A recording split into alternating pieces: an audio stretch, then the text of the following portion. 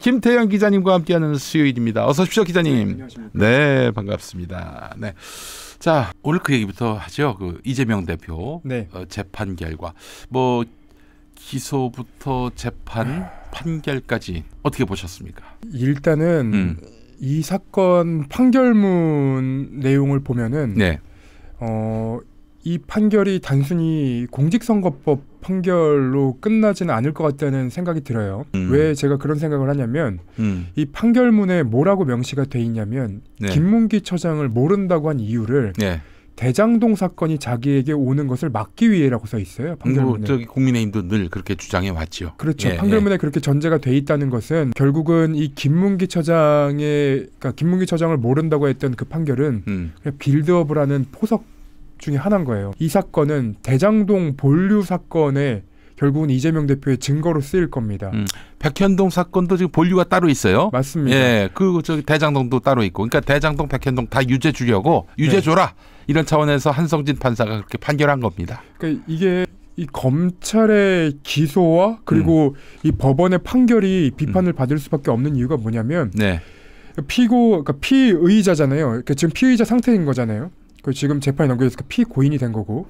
근데 어떠한 사건이더라도 이게 하나의 그 사건을 모아서 기소를 해야 네, 이 방어를 할 수 있는 거 아닙니까? 예, 그게 예. 이제 분리하면 피고인의 이익으로라는 게 네. 재판의 그 원칙이 있는 이유이기도 한데 네, 문제는 이재명 대표와 관련된 건들은 당장 이재명 대표에게 가기 어려우니까 네. 하나하나 계속 나눠서 기소를 해요. 그렇지. 나눠서 기소하고 나눠서 기소했을 때 그 주변부 사람들이 유죄를 받으면 또 기소하고 네, 유죄를 받으면 또 기소하고 이런 상태가 반복이 되니까 지금 수사만 거의 4년 가까이 진행이 된 거예요. 그렇지. 예. 근데 이재명 대표뿐만 아니라 이 이재명 대표의 주변 사람들까지도 탈탈탈 털고 있는 거고. 이화영 부지사 같은 사람이 바로 그런 경우예요. 정진상, 맞습니다. 김용 뭐. 그러니까 이게 이제 시간이 지나고 나면은 어떤 문제가 생기냐면 이 개인 비리였던 것들이 있어요. 네. 그 이제 이재명 대표와 그 관련된 사건에 그 연루가 돼 있지만 이 이재명 대표랑 직접 관련이 없는 개인 비리가 있는 사람들마저도 개인 비리가 걸리고 나니까 네. 이재명 대표와 관련성을 얘기를 할 수밖에 없는 그렇죠. 거예요. 그러니까 쉽게 얘기해서 이화영 부지사 같은 경우 지금 쌍방울로부터 법인 카드를 통해서 뇌물을 받았다. 이건 네. 개인 비리란 말이에요. 근데 이화영 부지사의 경우는 대북 송금권과 관련해서 그건 완전히 다른 건인데 유혹을 느끼지. 네. 야, 너 이재명에게 불리하게 안 보면은 너 혐의가 하나둘씩 더 늘어난다? 잘 생각해봐. 지금 나에게 있어서 가장 현명한 선택은 무엇인지를 생각해보라고. 그러면 어떻게 하겠어요? 이재명 대표에 대해서 불리한 사실 아니더라도 네. 그 증언을 할 수밖에 없어요. 그렇죠. 그러면은 이재명은 죽지만 나는 살겠지. 이런 생각이 든다고요. 그렇죠. 그렇지 않으면 계속만 혐의로 기소, 또 기소, 또 기소 이렇게 해서 이 사람을 완전히 감옥 밖으로 못 나가게끔 그런 절망감을 주게끔 만들려는 게 검찰의 이게 양복 입은 자들의 테러예요. 이게. 그러니까 수사를 받을 때 그 제가 수사를 받아서 봤던 여러분들한테 이제 물어봤는데 네.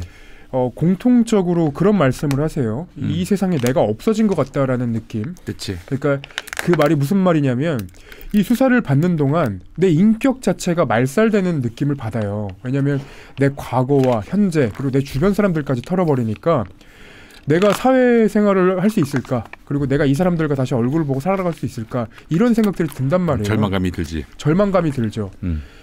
그래서 이 사건의 수사가 진행되는 동안 이재명 대표의 주변 사람들 그리고 이재명 대표 본인도 아마 그렇게 그런 생각이 들었을 것 같고 그리고 다시 돌아와서 이 수사가 왜 제가 말이 안 된다고 얘기를 하냐면 이 대장동 얘기를 먼저 말씀드렸잖아요. 네. 2021년 9월에 뜬금없이 대장동 사건이 조선일보를 통해서 보도가 됩니다. 네. 그게 이제 9월 13일이에요. 2021년 9월 13일. 근데 2021년 9월 13일에 대장동 사건이 왜 보도가 됐는지 혹시 기억하십니까? 그게 제가 날을 정확하게 기억합니다. 2021년 8월 31일에 네. 경기 경제신문 네. 1인 미디어예요. 그렇죠. 박지혁지 모 씨. 네. 그 사람이 발행인이자 유일한 기자인데 그 사람이 무슨 편지 형식으로 네. 이재명 지사님 이런 의혹이 있는데 사실입니까? 뭐 이런 식으로 이제 글을 올렸어요. 하천대유는 누구 것입니까? 이렇게. 그렇지. 그게 이제 기화가 됐단 말이죠. 근데 맞습니다. 그 이전에 앞서서 그 8월 초순 중순인가 이낙연이 TBS 김어준의 뉴스공장에 나갑니다. 네. 지금 한참 1등으로 잘 나가다가 이재명이 역전을 했는데 어떻게 뭐 반격 카드가 없냐라고 했을 때 이달 안에 무슨 조치가 있지 않겠는가라는 식으로 얘기를 했어요. 이낙연이. 근데 그렇죠. 8월 31일에 경기경제신문에 그런 기사가 났고 그 똥파리들이 열심히 이 기사를 날랐습니다. 그러더니 그렇죠. 국민의힘이 받고 조선일보가 받은 거예요. 그때 이제 첫 보도를 하신 분이 이 이낙연의 측근에게 받았다라는 얘기도 하지 않았습니까? 이낙연의 측근이 누굽니까?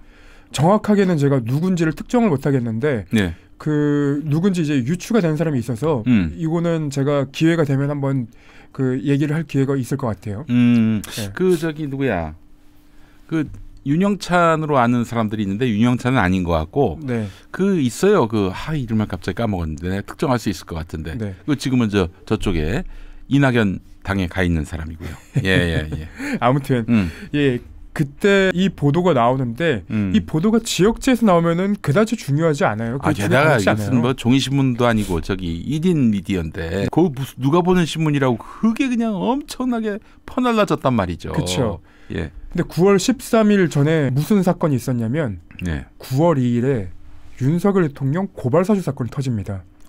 뉴스버스에서 맞습니다. 전혁수 기자가 맞습니다. 예. 9월 2일 고발 사주 사건이 터지니까 고발 사주 사건을 돌리기 위해서 9월 13일에 조선일보가 보도를 해요. 그 보도를 할 때 그 내용이 특정이 잘 안 돼 있습니다. 네. 그러니까 첫 번째 보도는 원래 가장 중요한 보도이고 가장 디테일한 내용들이 나와야 됨에도 불구하고 내용들이 그렇게 막 분명하지 않아요.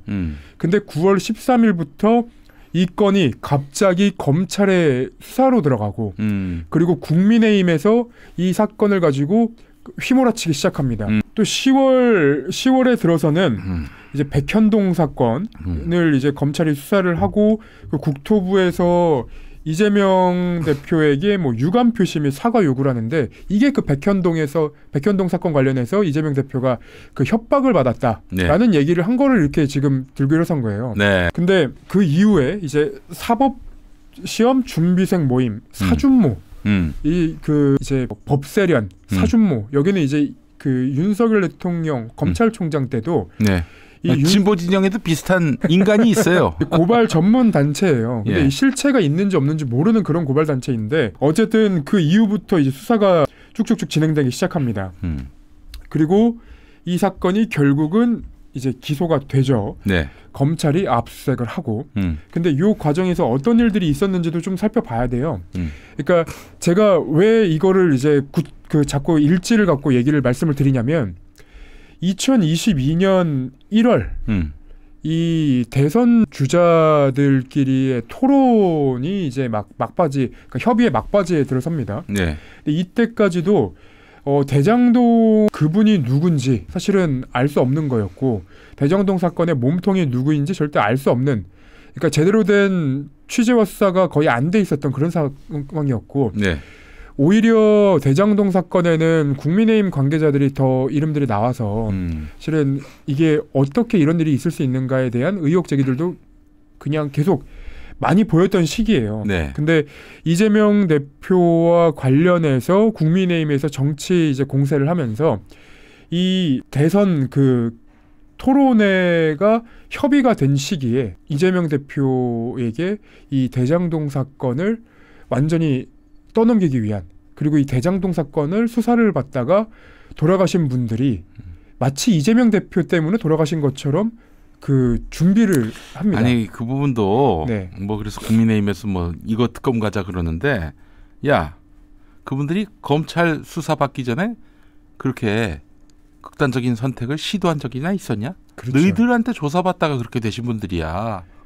그러면 검찰을 상대로 해서 맞습니다. 수사상 가혹행위를 요구한 바가 없는지, 양심과 다른 이야기를 하도록 압박한 건 없는지, 네. 그렇지 않으면 넌 죽는다라고 겁박한 건 없는지 그걸 따져봐야지. 그렇죠. 아니 이재명이 무슨 힘이 있다고 이재명의 뭐 비위를 감추기 위해서 그런 극단적인 선택을 해? 그 시기에 국민의힘에서 그 방송 토론이나 네. 아니면 이제 어게인 SNS 소통방 이런 것들을 만들어서 그 이재명 대표의 악마화를 하거든요.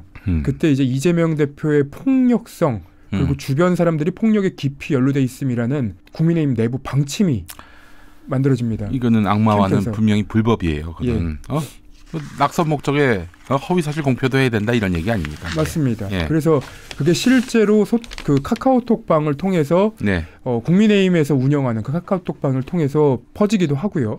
그리고 윤석열 그 당시 후보가 바깥에 나와서 그런 얘기들을 계속해요. 근데 이게 이제 어떻게 또 이어지냐?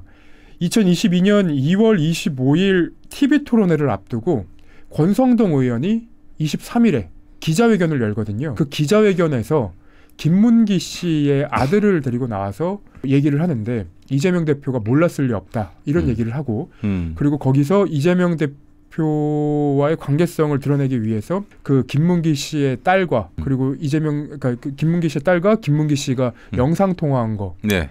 그리고 김문기 씨의 핸드폰에 이재명 변호사라고 저장돼 있던 그 기록들 네. 이게 나오거든요. 예. 이게 유죄 증거입니다. 아, 그러니까 제가 말씀드리고 싶은 건 이게 2021년 8월 9월 국민의힘이 대장동 의혹을 제기하면서부터 그때도 검찰 출신 그 정치인들 그리고 검사를 그만두고 변호사로 있다가 다시 정치권으로 돌아온 검사 출신 사람들이 기획을 한 것은 아닌가라는 이제 의심이 드는 대목이 있다는 거예요. 그래서 저는 악마와 전문가들이지. 그렇죠. 악마와 전문가들이죠. 그래서 이게 사실은 낙선 목적의 그런 기획들이 있었다는 것이 혹시라도 증명이 된다면 이거는 어떻게 책임질 것인지 그리고 법원의 경우에도 제가 몇 번 이제 여기 김용 PD님이랑 얘기를 하면서 네.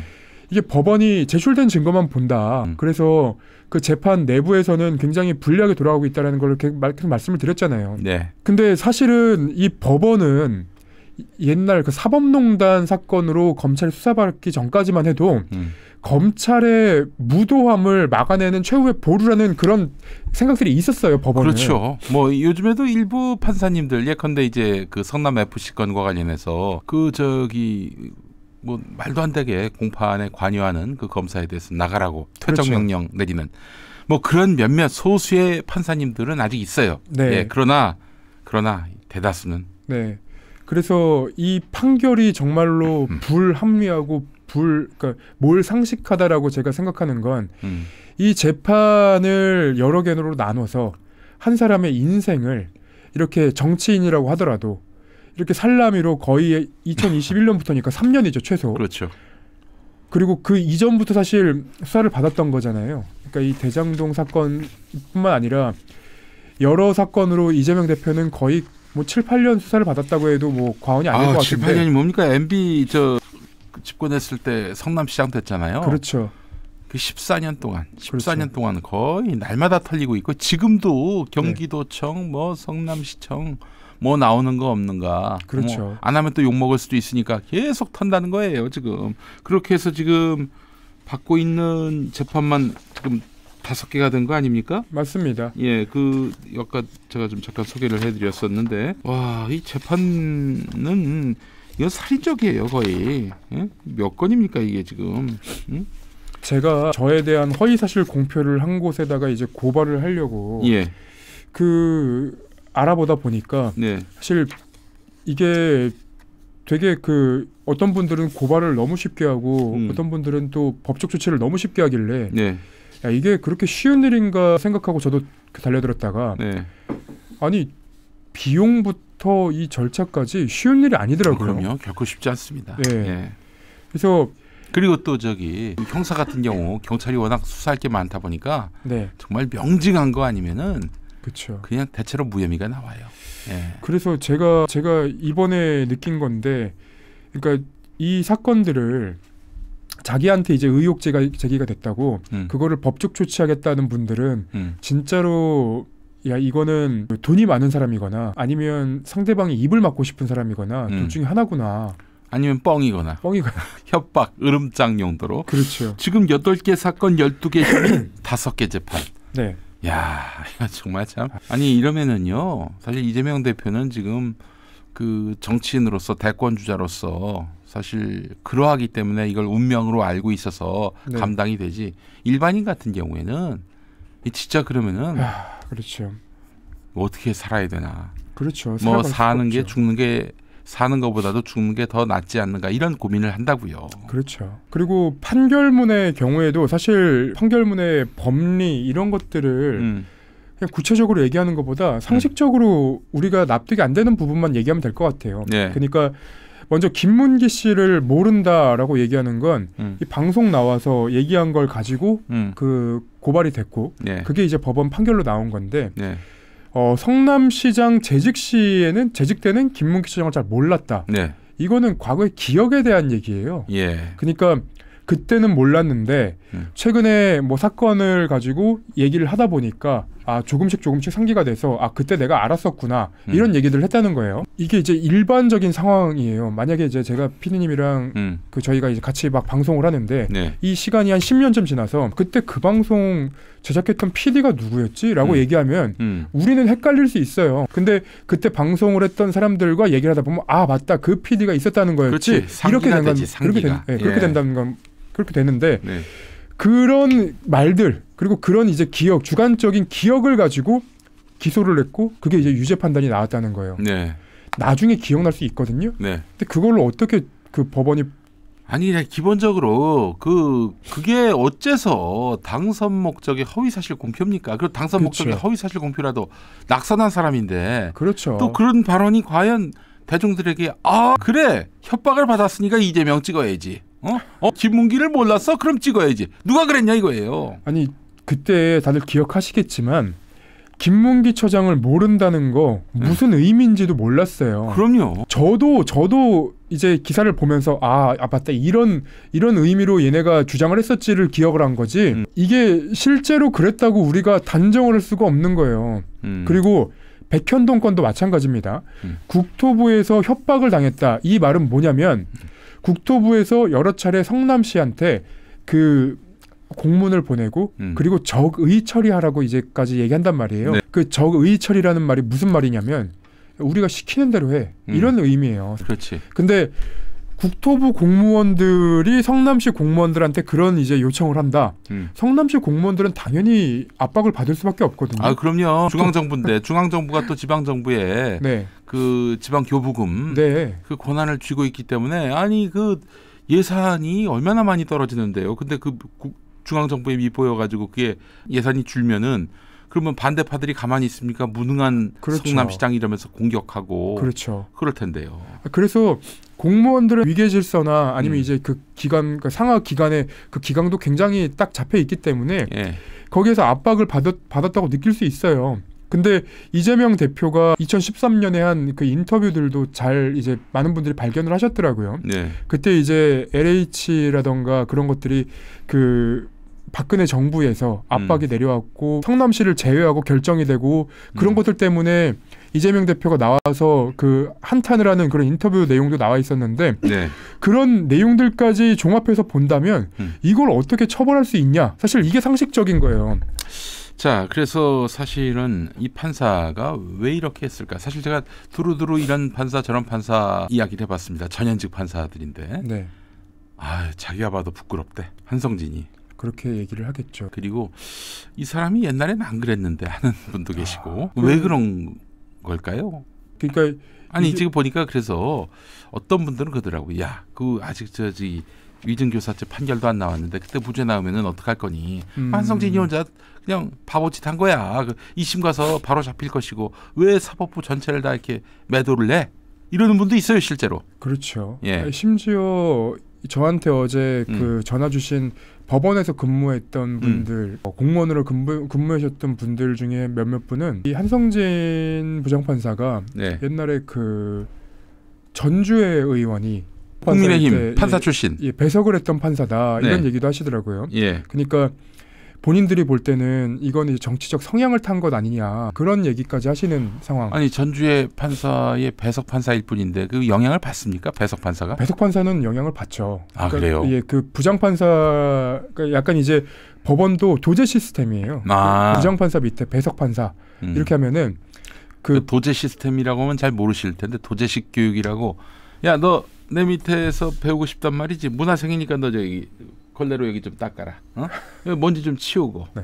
야 그 담배 좀 사와 이게 도제식 교육이야. 그렇죠. 네. 옛날에 장인들이 그렇지. 그 제자가 만들어 온 걸 가지고 실패자기로 갖다 던져버리고 그렇지. 그런 모양을 도제 시스템이라고 하는데 네. 아무튼 그런 시스템 안에 있었기 때문에 아마 영향을 받지 않을까. 전주의 그 저 말하자면 배석 판사였구나. 네. 근데 이거는 이제 그분이 설명을 해주셔서 제가 그냥 이렇게 이제 전달만 드리는 건데 이건 조금 더 확인을 해봐야 되는 사실입니다. 네네. 그렇기 때문에 일단 이게 처음에 기획이 어떻게 됐는지부터 이 재판이 왜 이렇게 흘러왔는지 그리고 이 기소와 재판 선고가 왜 이상한지 사실 이런 부분들을 종합해서 보면은 일반 국민들 그러니까 이게 이재명 대표를 지지하는 분들만 그렇게 생각하시는 것이 아니라 일반 국민들이 봤을 때도 야 이게 이렇게까지 나와야 되는 거야? 라는 의구심 내지는 이제 공감대가 생길 수밖에 없다는 거죠. 조선중앙같이 이렇게 친윤석열 매체도 이 문제 갖고 이게 볼륨업을 시키지 않아. 그렇죠. 예, 톤다운 한다는 느낌까지 들 정도예요. 왜냐하면은 이거 즐거워하고 기뻐해봐야 이게 결국 역풍으로 돌아온다. 이 정도 지혜는 있거든. 그렇죠. 근데 한동훈, 추경호 날마다 입이 쩍 벌어지게 웃고 다니고 그거 봐라 하면서 이제 맨날 그 민주당 당사 팔아야 된다고 지금 보도까지 나오고 있잖아요. 그렇게 또 부안해동하는 언론도 있고요. 예. 예. 근데 저는 이 부분은 좀 명확하게 해야 될 것 같은데 언론이 이 사법 시스템, 그러니까 자기들이 싫어하는 정치인이라고 하더라도 그 사법 시스템의 불합리한 결정이 불합리하다고 얘기를 못한다면 나중에 관성적으로 그럼 본인들이 좋아하는 정치인들의 판결이 그렇게 나와도 못 씁니다. 제가 기억나는 상황이 하나 있는데 예전에 그 2019년에 이제 정경심 교수 그 몸이 많이 안 좋아서 보석 신청을 했는데 네. 정경심 교수가 이제 풀려 나와야 된다는 많은 분들의 이제 요청 때문에 그게 더 부각이 됐어요. 네. 근데 제가 그거 기사를 못 썼습니다. 왜 못 썼냐면 네. 김기춘이 심장에 스탠스 박았는데 그때 보석 신청했을 때도 보석하면 안 된다고 기사를 썼거든요. 그러니까 여기서도 관성적으로 제가 쓸 수가 없는 거예요. 그러니까 모든 것은 형평성이 맞아야 되거든요. 그렇지. 그러니까 이게 내가 좋아하는 사람이건 싫어하는 사람이건 아니면 이제 정말로 큰 죄를 지었건 작은 죄를 지었건 이게 사법 시스템에 대해서 그 균형을 그러니까 기자들이 그러니까 법원이나 뭐 검찰이 그렇게 한다고 네. 기자들도 균형을 못 맞추면 이거는 너무나 그 우리 사회가 망가지는 거라고 저는 생각을 했거든요. 예, 네. 맞습니다. 예. 자, 그래요. 그 25일 재판 결과를 우리가 이제는 예측하기는 어려워졌습니다. 예, 이게 뭐 정상적인 법리와 상식으로 돌아가는 시스템이라면은 예측 가능하죠. 충분히. 근데 뭐 사실 정치적인 어떤 판단이 더 많이 개입되는 선고라면은 정말 근데 저는 이런 예측은 해봅니다. 경우의 수로 만약에 무죄가 나온다면 그건 상식에 기반하는 것이고 앞서 말씀드린 대로 한성진 이 친구만 좀 문제가 있었구나라고 생각할 수 있을 텐데 만약에 여기서도 뭐 유죄, 뭐 징역형이 나온다. 아니 위증교사죄 이게 간단하게 생각하시면 됩니다. 위증을 안 했어요. 네. 그럼 위증교사죄가 성립이 안 됩니다. 그렇죠. 위증 미수죄 그런 거 없어요. 위증교사 미수죄 이런 것도 없죠. 없어. 그렇기 때문에 무죄가 나오는 건 너무나 당연한 건데 유죄가 나오고 아주 중형이 나온다. 이러면 이제 사법부가 아주 이재명을 죽이려고 달려드는구나. 그런 판단을 해도 무리가 아닐 것이고 사법부는 이건 알까요? 지금 국민들의 대단히 불편한 심정을. 저는 모를 거라고 봅니다. 모를 거라고 본다. 왜냐하면 이게 제가 종종 읽는 뭐 소설들이나 아니면 저는 이제 뭐 웹툰 이런 것들도 보는데 거기 제가 어제 좀 보다가 놀랐던 게 제가 하고 싶은 말이 딱 그 어떤 이제 웹툰 안에 들어가 있더라고요. 그러니까 무슨 말이었냐면 그 안에만 고여 있으면 조그만한 그 어떤 좌절이나 실패에도 쉽게 무너지고 망가지고 한다라는 얘기가 들어가 있어요. 그러니까 그 말은 무슨 말이냐면 바깥에서의 생활, 그러니까 다른 사람들과의 생활도 실은 중요해서 네. 그런 많은 사람들의 의견, 많은 사람들의 어떤 많은 사람들과의 좌절과 실패 이런 것들을 같이 경험을 해봐야 네. 그게 이게 이제 일반 사람들의 생각이구나라는 거를 알 수 있는 건데 그렇지. 법원과 검찰은 그렇지 않습니다. 그렇지. 법원은 그러니까 판사라는 직업은 우리나라에서 유일하게 생사여탈권을 갖고 있는 그렇죠. 직업이에요. 예. 그러니까 어떤 사람한테 너 죽어라고 판결을 할 수 있는 그렇죠. 유일한 직업인데 법적으로. 근데 이 사람들의 판결에 대해서 외부에서 비판하는 것에 대해서 이 사람들이 정말로 그거를 중요하게 생각할까? 저는 아니라고 생각하거든요. 네. 건방진 새끼들. 야, 니들이 지금 내 판결에 대해서 시시비비를 따지는 거야? 뭐 이렇게 생각할 수 있다. 그렇죠. 그러니까 검찰이 갖고 왔고 내가 증거를 보고 얘기했는데 니네가 뭔데? 니들이 나처럼 법을 알아? 뭐 이러는 거죠. 그런 생각을 갖고 있을 가능성이 높습니다. 알겠습니다. 네, 뭐 25일 판결은 예측도 하지 말고 기대도 네. 하지 말고 알겠습니다.